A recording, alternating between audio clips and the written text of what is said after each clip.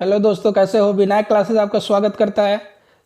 आज आज का टॉपिक हमारा है मैथ में। हम लोग पहले चैप्टर में, पहले लेक्चर में हमने ये देखा था कि तुल्यता संबंध क्या होता है, और साथ ही साथ हमने ये भी देखा था कि तुल्यता संबंध कैसे निकाला जाता है जब कोई भी संबंध स्वतुल्य हो, सममित हो तथा संक्रामक हो। अगर तीनों अवस्था में पाया जाता है तो तुल्यता संबंध होता है। उसी को आगे बढ़ाते हुए आज हम कुछ बोर्ड के क्वेश्चन सॉल्व करेंगे सेकंड पार्ट में। तो हमने दो क्वेश्चन लिख रखे हैं, जैसा कि आपको यहाँ पे दिख रहा होगा।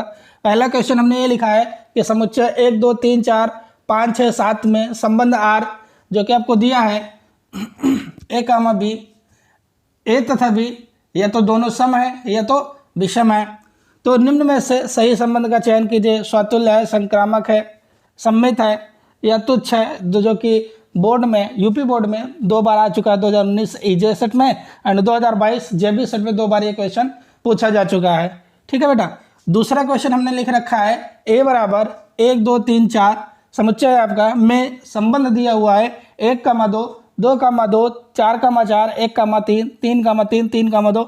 इसमें भी यही देखना है कि दिया हुआ संबंध क्या स्वतुल्य है, सममित है या संक्रामक है, या फिर तीनों है। अगर तीनों है तो यह एक तुल्यता संबंध स्थापित करता है, जो कि हम लोग पिछले लेक्चर में देख चुके हैं। आज सेकंड लेक्चर में उसके आगे का पढ़ेंगे, उससे रिलेटेड क्वेश्चन करेंगे। तो ये 2 क्वेश्चन हमने लिख रखा है जो कि या तो आपको करने हैं और हम इसको कराने वाले हैं।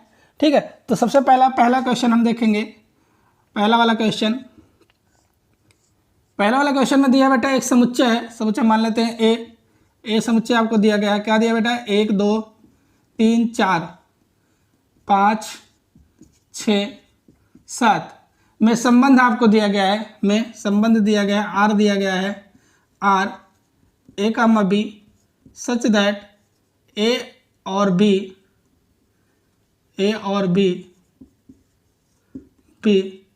या तो सम है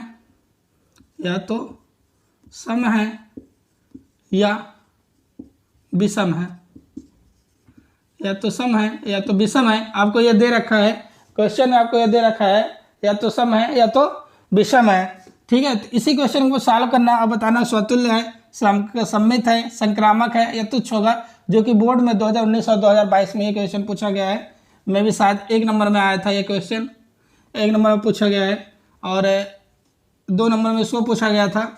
ठीक है। तो 2 क्वेश्चन हमने लिख रखे हैं। एक मार्क्स में आया हुआ है, 1 मार्क्स में, दूसरा 2 मार्क्स में आया हुआ है। तो 2 बार ये क्वेश्चन आ चुका है, तो दोनों बार का हमने लिख रखा है। ठीक है। तो पहला क्वेश्चन पे ध्यान देंगे। पहला क्वेश्चन ये है, संबंध हमको दिया गया है ए और बी या तो सम है या तो विषम है। तो सबसे पहले हम स्वतुल्य के लिए बात करेंगे। स्वतुल्य के लिए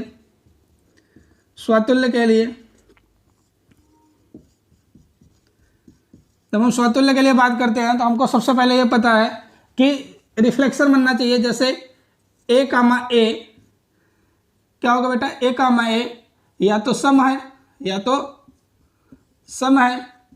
या विषम है, या तो सम है या तो विषम है। ठीक है। ए कामा ए या तो सम है या तो विषम है। अगर ए की स्थान पर हम 1 ले लें, 1,1 या तो सम होगा या तो विषम होगा। ठीक है बेटा। कोई भी उठा लेते हैं 2,2 या तो सम है या तो विषम है। लेकिन अगर हम इसको दिखाना चाहेंगे तो कैसे दिखाएंगे बेटा? A comma a belongs to R, a comma a belongs to R, ऐसे हमको लेना है।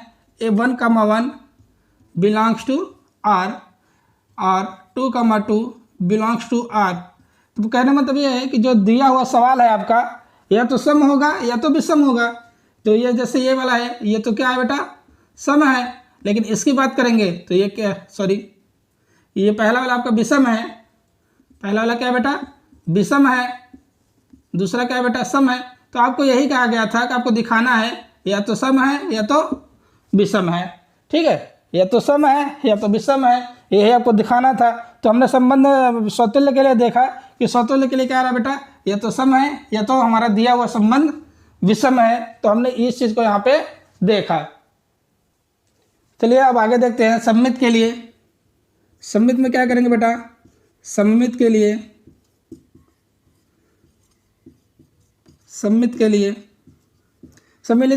क्या करेंगे बेटा?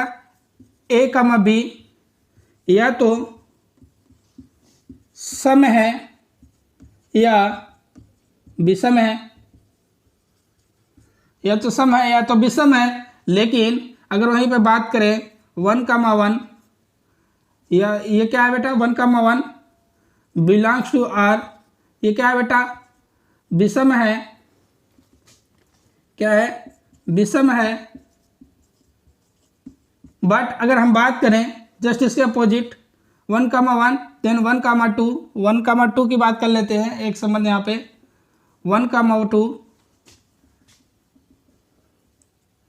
बिलोंग्स टू आर, या तो सम है या विषम है, या तो सम है या तो विषम है। लेकिन यहाँ पर एक सम है दूसरा विषम है, तो कहने का मतलब ये है कि दोनों ना तो सम है ना तो विषम है। ध्यान सुनना बेटा, जैसे क्वेश्चन में कह रहा है a, b या तो सम है या विषम है। वहीं पर अगर 1,2 देखेंगे तो 1,2 आर से बिलोंग करता है, मतलब हमारे संबंध में है। 1,2 हमारे संबंध में आएगा, तो संबंध में आएगा तो कहने का मतलब ये है कि 1,2 does not belongs to R, या तो सम है या तो विषम है। तो कहने का मतलब ये है कि दिया हुआ संबंध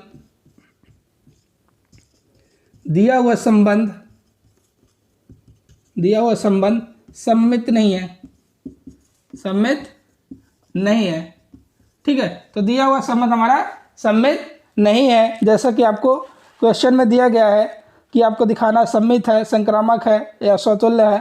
ठीक है, तो सम्मित नहीं है, तो हमको यही फाइंड आउट करना था कि क्या है क्या नहीं है। तो इसमें सेकंड ऑप्शन हो जाएगा सम्मित, आगे आपको हल करने की जरूरत नहीं है।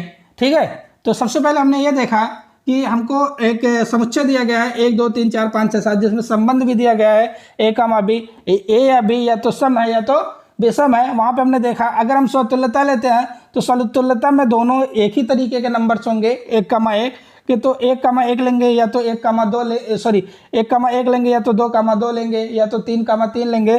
तो उसमें ये देखेंगे या तो दोनों सम हो जाएंगे या तो दोनों विषम हो जाएंगे। ठीक है, या तो दोनों सम हो जाएंगे या तो दोनों विषम हो जाएंगे। ठीक है, लेकिन अगर वहीं पे बात करें सम्मित के लिए, तो सम्मित के लिए हमको क्या करना होता है a, b, हमको क्या करना होता है बेटा a, b belongs to R and b, a also belongs to R. अगर a, b अगर सम है, a, b अगर सम है तो b, a सम नहीं होगा, क्योंकि a, b 1,2 हम लेंगे तो 1,2 1 क्या है सम है, 1 विषम है, 2 सम है। तो कहने का मतलब यह है कि एक इसमें सम आएगा एक इसमें विषम आएगा, ना तो दोनों सम होगा ना तो दोनों विषम होगा। ठीक है, ये ना तो दोनों सम होगा, दोनों करना है यहाँ पे, ना तो दोनों सम होगा ना तो दोनों विषम होगा। ठीक है, तो कहने का मतलब ये है कि जब एक हम पेयर बनाएंगे या तो सम होगा या तो विषम होगा, लेकिन यहाँ पे एक विषम आ रहा है एक सम आ रहा है, तो कहने का मतलब है कि दिया हुआ संबंध हमारा सम्मित नहीं है। यही हमको दिखाना था, तो इसका आंसर हो जाएगा सेकंड नंबर कि दिया हुआ संबंध सम्मित नहीं है। आगे चेक करने की जरूरत नहीं है आपको। ठीक है, चलिए आगे का क्वेश्चन करते हैं। Second number question second number question में आपको दिया है समुच्चय A 1 2 3 4 में R 1,2 2,2 1,1 4,4 1,3 3,3 3,2 दिया हुआ है। द्वारा परिभाषित संबंध R है, द्वारा परिभाषित संबंध R है। तो हमको दिया हुआ है समुच्चय A बराबर 1 2 3 4 4 तक दिया हुआ है। तो 1 2 3 4 और संबंध आपको दिया गया। संबंध क्या दिया गया बेटा 1,2 2,2 1,1 4,4 1,3 3,3 एंड 3,2 आपको संबंध में दिया हुआ है। तो हमको फाइंड आउट करना है कि यह संबंध कैसा होगा, यह संबंध किस तरीके का होगा, वही हमको यहाँ पे निकालना है, वही हमको फाइंड आउट करना है। ये 2 नंबर का 2020 में पूछा गया क्वेश्चन है। ठीक है, तो 2020 में ये क्वेश्चन आया था, XD सेट में आया था और 2 नंबर का पूछा गया था।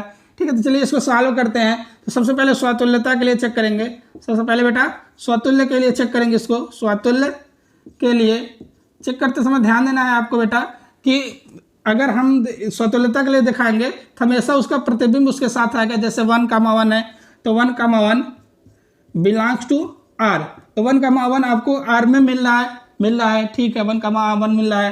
2,2 आल्सो बिलोंग्स टू R, 2,2 भी मिल रहा है। ठीक है, मतलब जितने इसमें अवयव होंगे सभी का प्रतिबिंब होना चाहिए। सभी का प्रतिबिंब होना चाहिए, सभी का रिफ्लेक्शन होना चाहिए, और वो सभी अवयवों का पेयर यहाँ पे आपको मिलना चाहिए, वो सभी अवयवों का जोड़ा यहाँ पे मिलना चाहिए, तब जाके हमारा जो संबंध होगा स्वतुल्य होगा, अदरवाइज समतुल्य नहीं होगा। तो जितने यहाँ पे हैं सभी का पेयर आपको यहाँ पे मिलना चाहिए, सभी का जोड़ा यहाँ मिलना चाहिए। 2, 2 हो गया, 3, 3 आल्सो बिलोंग्स टू आर, 3, 3 है, 3, यहाँ पे दिया हुआ 3, also belongs to R. 4, 4 also belongs to R. तो आपको 4 अवयव दिए गए थे, 1, 2, 3, 4, और सभी के जोड़े हमको मिल चुके हैं। तो सभी के जोड़े जब मिल चुके हैं तो कहेंगे हम कि दिया हुआ संबंध कैसा है बेटा, दिया हुआ संबंध आपका, दिया हुआ संबंध स्वतुल्य है। दिया हुआ संबंध कैसा है, स्वतुल्य है। ठीक है, दिया हुआ संबंध कैसा बेटा, स्वतुल्य है। क्यों स्वतुल्य है, क्योंकि सभी अवयवों का जोड़ा हमको यहाँ पे संबंध में मिल रहा है। सभी अवयवों का जोड़ा आपको ढूंढना है। जैसे 1, 1 मिला, 2, 2 मिला, 3, 3 मिला, और 4, 4 मिला, तो सभी हमको मिल गए। तो स्वतुल्यता के लिए होता है उसी के एलिमेंट का रिफ्लेक्शन होना चाहिए। जो एलिमेंट हम चेक करें, जैसे 1 चेक करें तो 1 का रिफ्लेक्शन 1 ही होगा। तो 1, 1 हमको संबंध हाल में मिल रहा है, तो ये दिया हुआ संबंध स्वतुल्य है। ठीक है, सेकंड नंबर चेक करेंगे बेटा। सेकंड नंबर सममित के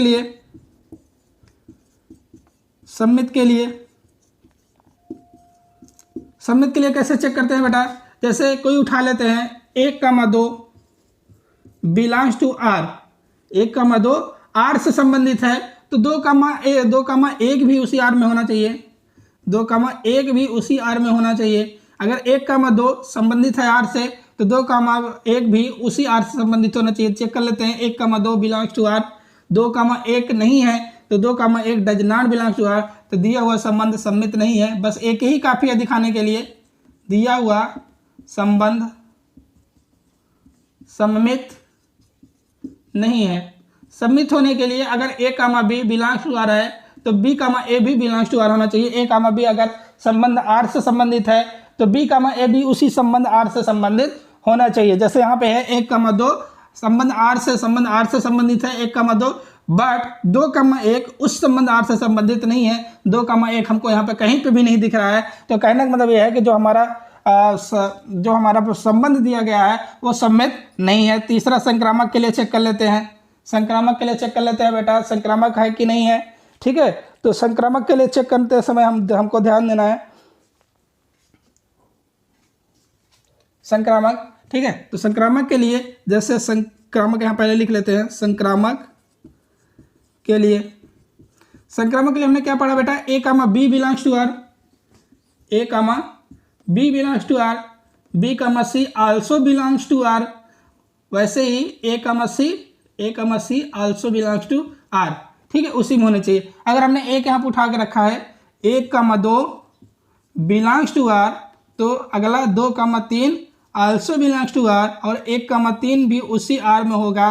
तो हमारा संबंध कैसा होगा, संक्रामक होगा। 1, 2 आर में मिल रहा है। ठीक है, 2,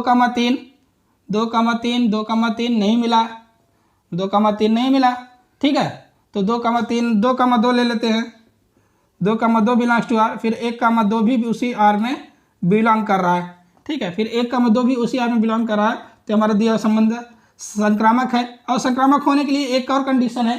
संक्रामक होने के लिए एक और कंडीशन है, उस कंडीशन को यहाँ पर देख लो। 1, 2 बिलोंग्स टू आर।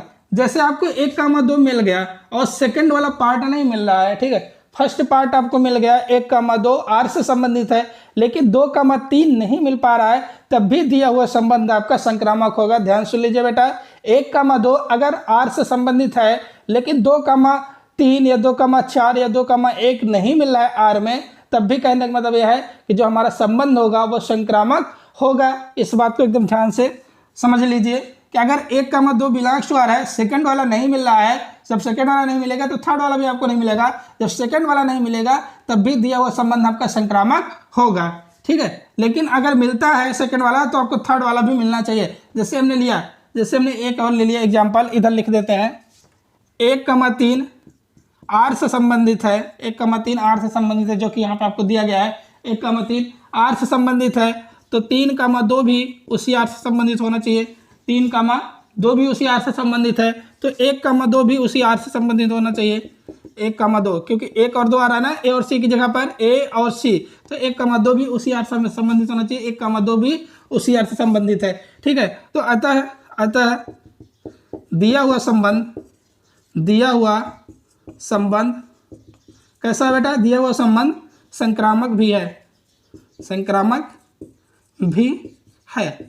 ठीक है, दिया हुआ संबंध संक्रामक भी है। अतः हम कह सकते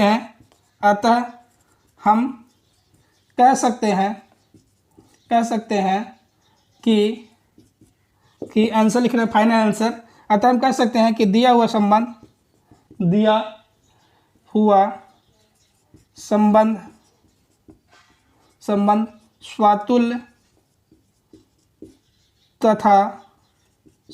स्वातुल्य तथा संक्रामक है, परंतु सममित नहीं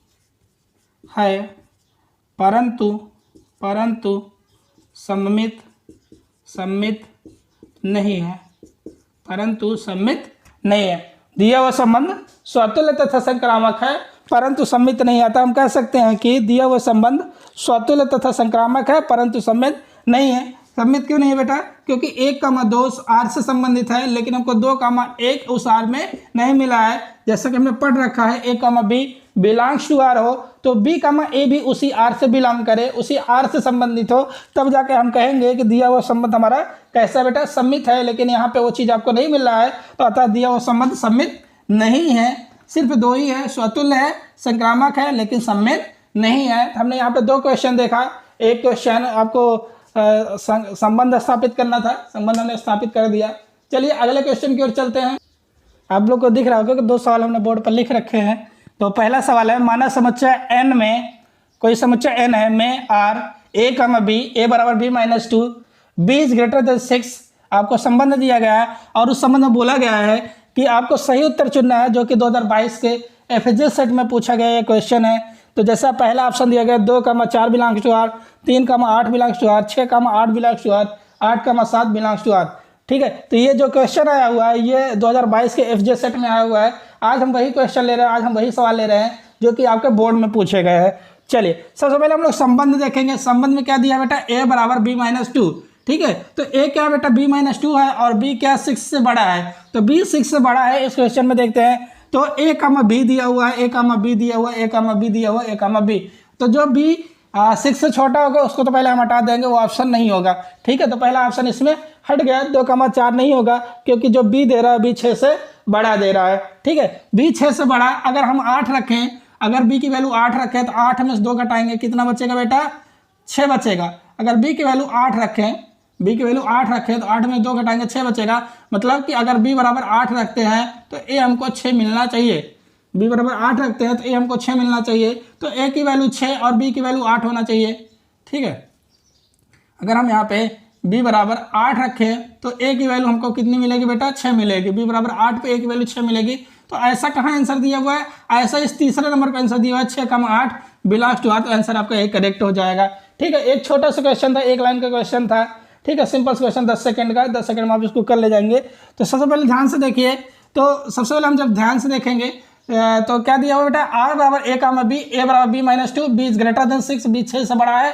तो अगर हम देखते हैं b 6 से बड़ा 3 में है, पहले में नहीं है, दूसरे में है, तीसरे में, चौथे में। अगर 7 रख देंगे b की वैल्यू तो 7 में 2 घटाएंगे 5, 5 का 7 होना चाहिए, लेकिन 8 का 7 दिया तो ये भी आंसर नहीं है।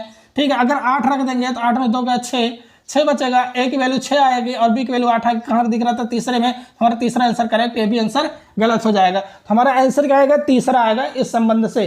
ठीक है, तो ये हमारा ये वाला क्वेश्चन हो गया। अगला क्वेश्चन है, यदि L किसी समतल में स्थित समस्त रेखाओं का एक समुच्चय है। L क्या बेटा? L कोई लाइन है और वो एक ही समतल में स्थित समस्त रेखाओं का समुच्चय है। एक ही समतल में स्थित XY प्लेन ले रहे हैं तो XY प्लेन में, YZ लेना तो YZ प्लेन में, किसी एक समतल में जितनी भी रेखाएं सभी रेखाओं का वो समुच्चय है। कहने का मतलब यह है कि उसमें संबंध दिया गया। संबंध क्या दिया गया बेटा? L1, L2 belongs to L1, L2 such that L1 L2 पर लंब है। ठीक है बेटा, L1 जो है, L1 जो लाइन है ये L2 लाइन हो गई, L2 पर L1 लाइन जो है बेटा वो क्या है बेटा? लंब है। ठीक है, तो L1 पे L1 L2 पर लंब है। L1 किस पर लंब है बेटा? L2 पर लंब है। तो समुच्चय L में परिभाषित है, मतलब L1 L2 आपको क्या दिया है? L1, L2 कहाँ है बेटा? आपका समुच्चय L में है। तो आपको निकालना है कि क्या ये संबंध स्वतुल्य है, संक्रामक है या सममित है, वही आपको फाइंड आउट करना है। चलिए फाइंड आउट करते हैं। सबसे पहले लिखते हैं स्वतुल्य के लिए, स्वतुल्यता के लिए हमने ये पढ़ा है कि क्या होता है बेटा, रिफ्लेक्शन होता है L1, L1 belongs to R, L1, L1 belongs to R। कहने का मतलब यह है कि L1 लाइन, L1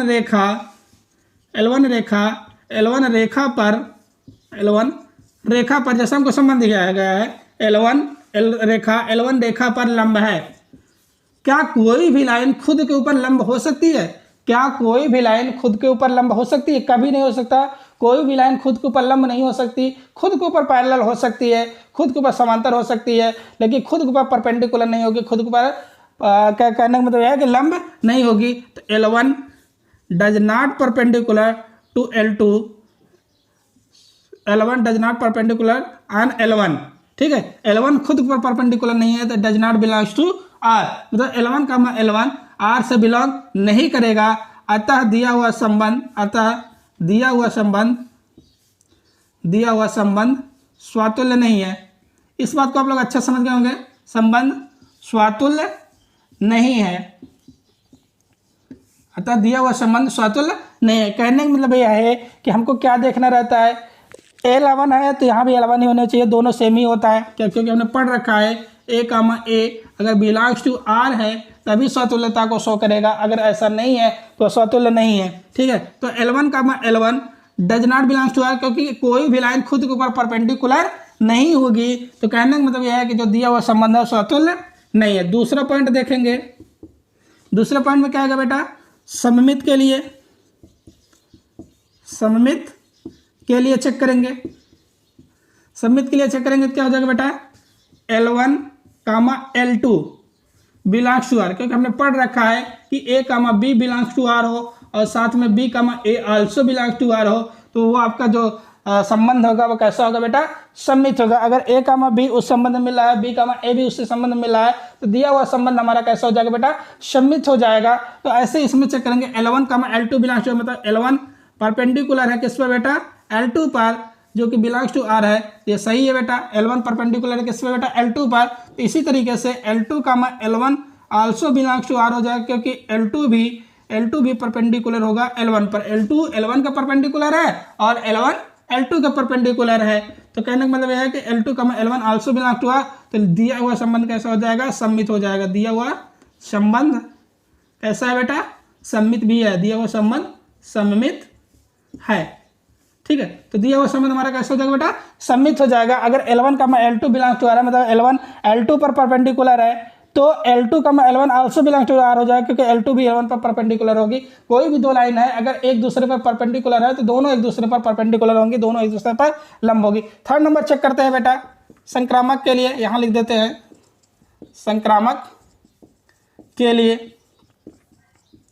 संक्रामक के लिए चेक करेंगे बेटा, तो क्या होगा, L1, L2 belongs to R, मतलब L1 परपेंडिकुलर है किस पर बेटा, L2 पर, ठीक है। दूसरा नंबर L2, L3, इसमें एक टर्म अपना अलग से जोड़ते हैं। जैसे L1, L2 परपेंडिकुलर है, वैसे L2, L3 भी परपेंडिकुलर होगा, तो L2, L3 आल्सो परपेंडिकुलर, ठीक है। ये क्या हो गया बेटा, L3 हो गया, L3, ठीक है। ये L3 हो गया। तो L2, L3 also belongs to R।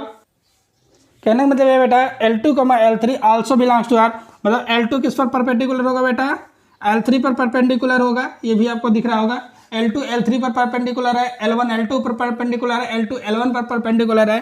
तो इसका मतलब L1 और L3 भी परपेंडिकुलर होने चाहिए। L1, L3 also belongs to R।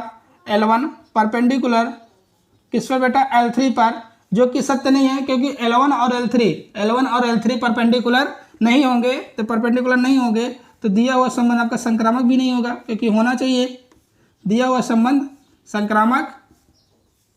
संक्रामक नहीं है। दिया हुआ संबंध बेटा कैसा, संक्रामक नहीं है, क्योंकि L1 और L3 क्या हो जा रहा है, पैरेलल हो जा रहा है। L1 और L3 कैसे हो रहा है बेटा, L1 पैरेलल L3 हो रहा है, L1 पैरेलल L3 हो रहा है। लेकिन अगर वहीं पर हम देखें तो L1 परपेंडिकुलर L2 है, L2 परपेंडिकुलर L3 है, but L1 parallel to L3 है, जो कि तीसरा वाला नहीं हो रहा है, तो इसका मतलब संक्रामक नहीं है। तो दिया हुआ संबंध हमारा संक्रामक नहीं है। ठीक है, हमने ये देखा कि L1 L2 belongs to R, L2 L3 belongs to R, but L1 does not belongs to L2 L3 belongs to R, but L1 L3 does not belongs to R। तो कहने का मतलब यह है कि दिया हुआ संबंध संक्रामक नहीं है। अगर लास्ट में हम आंसर लिखेंगे, लास्ट में अगर हम आंसर लिखेंगे तो आंसर हमारा क्या हो जाएगा बेटा, अतः दिया हुआ संबंध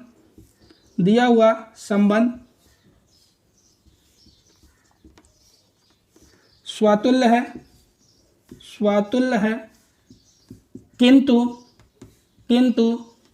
किंतु ना तो सम्मित